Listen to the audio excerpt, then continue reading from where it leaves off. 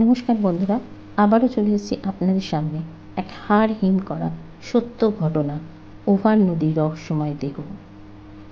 পোল্যান্ডের দক্ষিণ পশ্চিম কোণে, যেখানে শহরের কোনো কোলাহল নেই, ওভার নদীর বাঁক নিচ্ছে।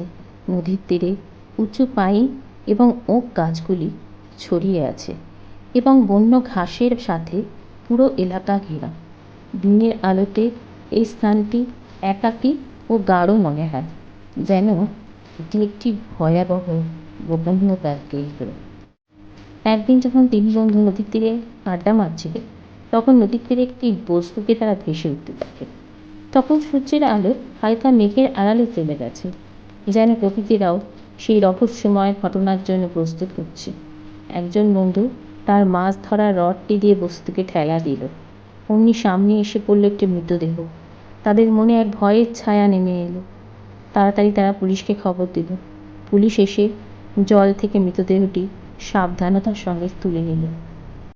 নদী থেকে উদ্ধার হওয়া দেহটি একটি পুরুষের ছিল। তার গলায় একটি দড়ি বাঁধা ছিল এবং হাত পিছনের দিকে বাঁধা ছিল। দড়ির একটি অংশ, যা মনে হচ্ছিল ছুরি দিয়ে কাটা হয়েছে, এটি এমন এক অবস্থায় ছিল যেখানে সামান্য নড়াচড়া হলেই গলার দড়িটি আরও শক্ত হতে পারত। পুলিশ নিশ্চিত হয়ে গেল যে এই পুরুষকে হত্যা করা হয়েছে। মৃতদেহের শরীরে ছিল কেবল একটি সোয়েটার এবং অন্তর্বাস। শরীরের ওপরের অংশে নির্যাতনের দাগ ছিল।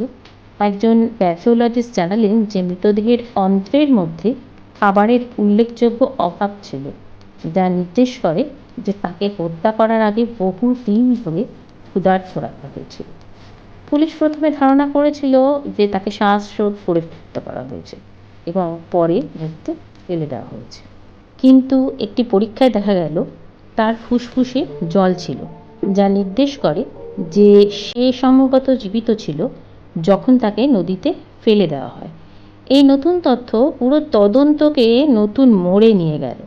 তদন্তকারীরা বুঝতে পারল যে হত্যাকাণ্ডের রহস্য আরও গভীর এবং ভয়ঙ্কর। এখন তদন্তকারীরা দেহটির পরিচয় এবং হত্যাকাণ্ডের পিছনের গল্প জানার জন্য লড়াই করছে। তারা বুঝতে পারছে যে এই হত্যার রহস্য উন্মোচনের জন্য তাদের সংগ্রাম এখনও শেষ হয়।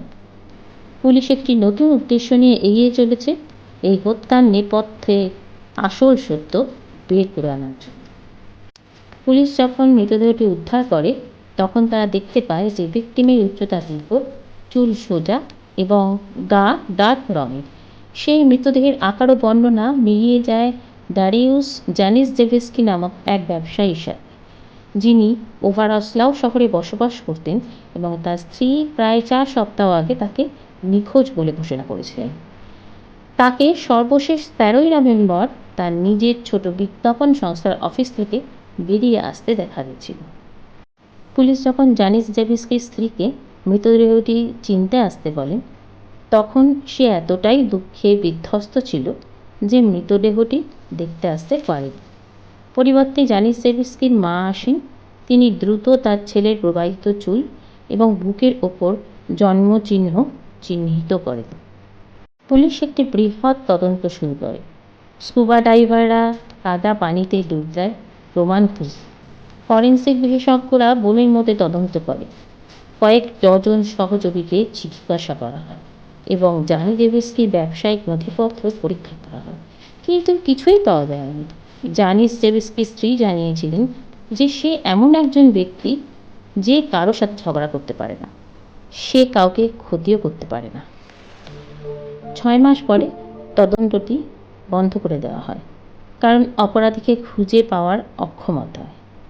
জানিসজেভস্কির পরিবার একটি ক্রস গাছের ওপর টাঙিয়ে দেয় যেখানে মৃতদেহটি পাওয়া গিয়েছিল। পুলিশ, মিডিয়া একে পুরোপুরি অপরাধ বলে অভিহিত করে। এরপর 2003 সালের শরৎকালে জেসেস ডোবেলভস্কি, একজন 38 বছর বয়সী ব্রিটিশ ডিটেকটিভ, তার অফিসের সেফ খোলে যেখানে তার ফাইলগুলো রাখা ছিল এবং জানিসজেভস্কি নামের একটি ফোল্ডার দেখল। সেই দিন সন্ধ্যা হয়ে আসছিল এবং অফিসের অধিকাংশ সদস্য বাড়ি ফিরে এসেছিল। ডোবেলভস্কি রাতের বেলায় কাজ করতে পছন্দ করতেন। এবং তিনি তার ডেস্কের পাশে একটি কফি পট ও একটি ছোট ফ্রিজ রেখেছিলেন। অন্ধকারে তিনি জানিস ডেভিসকে হত্যার তদন্তের পেছনের কাহিনী খুঁজতে বের হন। এই গল্পটি অনেক বড় এবং এরকমই সত্যি সত্যি ঘটনা আপনাদের সামনে তুলে ধরব।